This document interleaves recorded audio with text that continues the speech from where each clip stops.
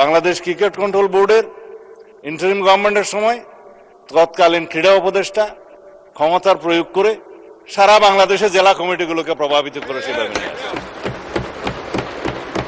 বাংলাদেশে যেগুলো registered club ছিল তাদের কাউন্সিলরদেরকে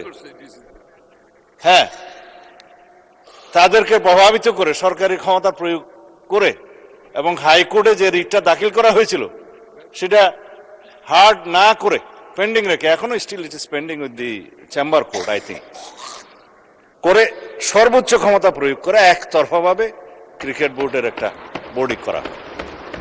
তার প্রেক্ষিতে বর্তমান গণতান্ত্রিক সরকার মাননীয় ক্রীড়ামন্ত্রীর নেতৃত্বে তিনি একটা ইনকোয়ারি বোর্ড করে দিলেন কি কি অনিয়ম হয়েছে না হয়েছে ফাইন্ড আউট করার জন্য।